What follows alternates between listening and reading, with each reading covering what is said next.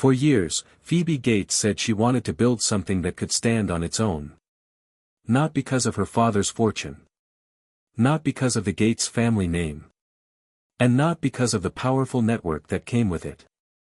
She wanted Faya to prove that she and her co-founder, Sophia Kiani, could create a successful company through their own ideas and hard work. But now, that carefully built image is facing its biggest challenge yet.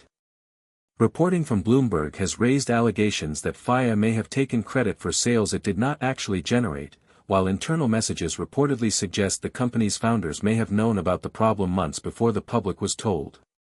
So how did a shopping startup backed by some of the biggest names in entertainment end up at the center of an alleged affiliate marketing scandal? And why could the timeline become more important than the technical problem itself? For much of her life, Phoebe Gates was known mainly for one thing. She was the youngest daughter of Bill Gates and Melinda French Gates. She grew up with one of the most recognizable surnames on the planet, surrounded by enormous wealth, global philanthropy, and constant public attention. But as she entered adulthood, Phoebe began trying to build an identity that belonged to her. She studied at Stanford University, developed an interest in fashion, activism, and sustainability, and eventually teamed up with her college roommate, Sophia Kiani. Together, they created Faya, a shopping platform designed to help people compare prices and find better deals across thousands of retailers. The idea sounded simple.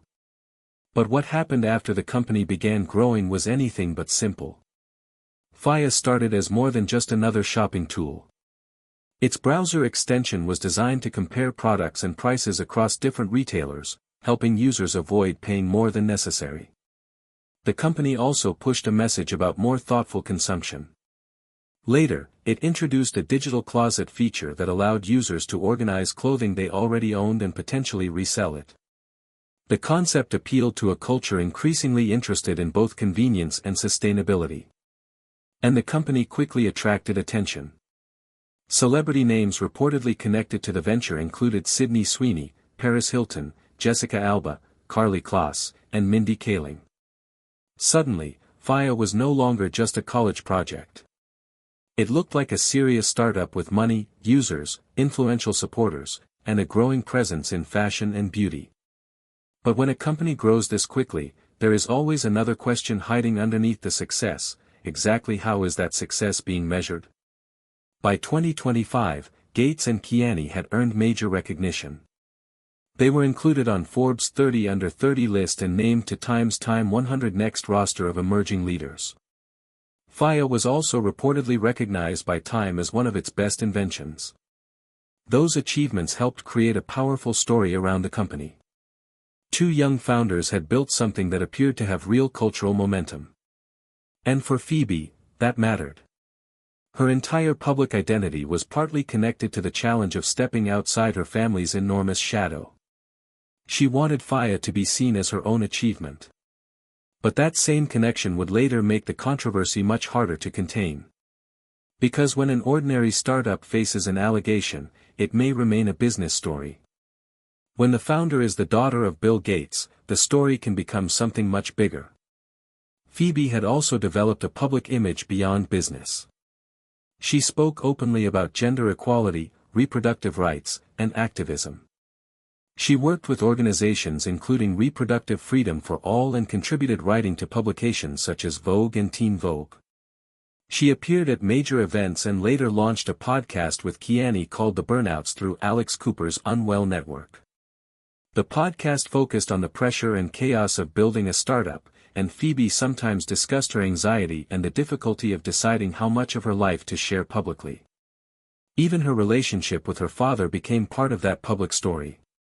In a Netflix documentary series about Bill Gates, Phoebe talked about conspiracy theories involving her father and said those rumors had affected her relationships and even cost her friendships. She knew what it meant to live under a famous surname. And she repeatedly emphasized that she wanted to create something independent of it. So when questions began surrounding Faya's own business practices, the stakes became personal as well as financial. The controversy centers on a practice known as cookie stuffing. That phrase sounds technical, but the basic idea is easier to understand. Affiliate marketing works by rewarding a person, website, or platform when it sends a customer to a retailer and that customer eventually makes a purchase. A tracking system identifies who referred the shopper. If the sale is completed, the affiliate can receive a commission. That system depends on one basic principle: the company receiving the commission should actually have played a role in generating the sale. Cookie stuffing can allegedly interfere with that process by placing tracking information in a customer's browser even when the affiliate did not genuinely cause the purchase. The result can be simple but significant. A platform may appear to have generated a sale that someone else actually generated. And if that platform receives a commission, it could be getting paid for work it did not perform. But how widespread was the alleged problem at FIA? The first major public warning came in July 2026, when Bloomberg reported on FIA's affiliate marketing practices. According to the reporting, the company's browser extension allegedly replaced referral information belonging to other affiliate marketers with FIA's own identifier during checkout. If accurate, that could allow FIA to receive credit for purchases that had originally been referred by someone else.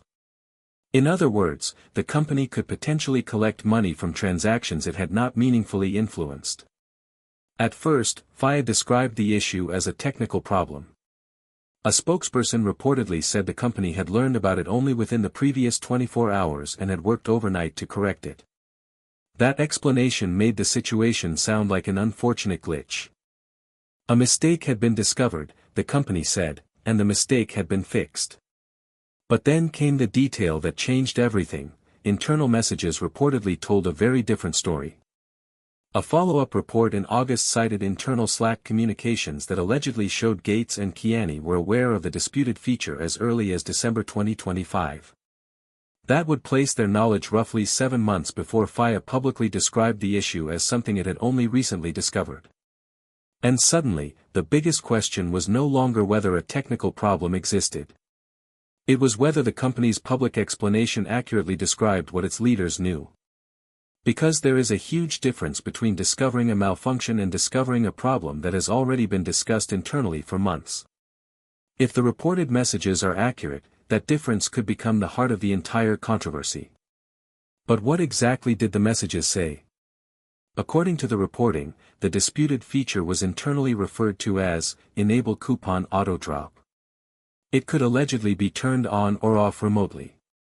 That detail matters because it raises questions about whether the behavior was simply an unpredictable software error or something that could be deliberately controlled by the company. One reported message attributed to Phoebe and dated December 18, 2025, allegedly asked colleagues to confirm that the feature was active across supported websites. If that message is authentic and accurately interpreted, it would appear difficult to reconcile with the later statement that the attribution problem had only been discovered shortly before Bloomberg contacted the company. But there is another detail that makes the timeline even more striking. Internal dashboard information described in the reporting allegedly showed that the feature remained active from December 10, 2025, until July 7, 2026. July 7 was also reportedly the day Bloomberg contacted FIA for comment. That timing has naturally fueled suspicion that the feature was disabled because the company knew an investigation was underway. But timing alone does not prove intent. That distinction is important. A suspicious timeline is not the same thing as proof of fraud. Internal messages may provide evidence, but they still need to be understood in context. And yet, the financial numbers reported in connection with the feature make the story even harder to dismiss as a minor software mistake. According to reported internal figures, FIA's average daily revenue fell dramatically after the disputed feature was switched off. Before the change, the company was reportedly averaging around $80,000 a day. Afterward, the figure dropped to somewhere between $10,000 and $28,000. Even more striking, leaked internal figures reportedly suggested that the disputed attribution method accounted for roughly 51% of the merchandise value FIA claimed to have generated in June. If those figures are accurate, then the problem was not limited to a handful of accidental transactions. It may have affected a substantial portion of the company's reported performance. And that creates a much bigger question: if a feature was responsible for such a large share of reported sales, how could it have remained unnoticed or unresolved for so long? This is where the legal discussion begins. Some legal commentators have suggested that if a company intentionally uses deceptive tracking methods to obtain money, prosecutors could potentially examine whether federal wire fraud laws apply. Attorney Ariel Givner publicly discussed a theoretical maximum sentence of 20 years for certain federal wire fraud convictions, along with possible fines and restitution. That number quickly became one of the most sensational parts of the story. Headlines and online posts began focusing on the possibility of 20 years in prison. But that needs to be put into perspective. A statutory maximum is not a prediction of what would happen. It does not mean Phoebe Gates or Sophia Kiani have been charged. It does not mean they will be prosecuted. And it certainly does not mean they are guilty. So far, the reported allegations remain allegations, and there is a major difference between a controversial business practice, a civil dispute, a regulatory investigation, and a criminal conviction. For prosecutors to prove a criminal case, intent would matter enormously. They would need to establish what happened, who knew about it, what actions were taken, and whether those actions were deliberate and unlawful. That is why the reported internal messages could be so important. They potentially speak to knowledge and timing. If the messages show company leaders understood what the feature was doing and knowingly allowed it to continue, that would tell a very different story from an accidental software problem discovered and fixed within a day. But even then, the exact meaning of those messages would have to be established. Internal communication can be complicated. A message can be misunderstood when removed from its surrounding conversation. And a feature can behave in ways its creators did not fully anticipate. That is why the unanswered questions are more important than the most dramatic headlines. FIA has reportedly focused its response on explaining its practices and limiting the damage to its reputation. Critics, however, have pointed out that the company did not clearly resolve the central issue raised by the reported Slack messages. If the founders knew about the feature months earlier, why was the public explanation framed as a newly discovered problem? Was the company referring to a different aspect of the issue? Was there a misunderstanding inside the company? Or did the public statement leave out information that would have changed how the incident was understood? Until those questions are answered, the controversy is likely to continue. And for a startup that depends on trust from retailers and affiliate networks, that uncertainty could be more damaging than the original software problem.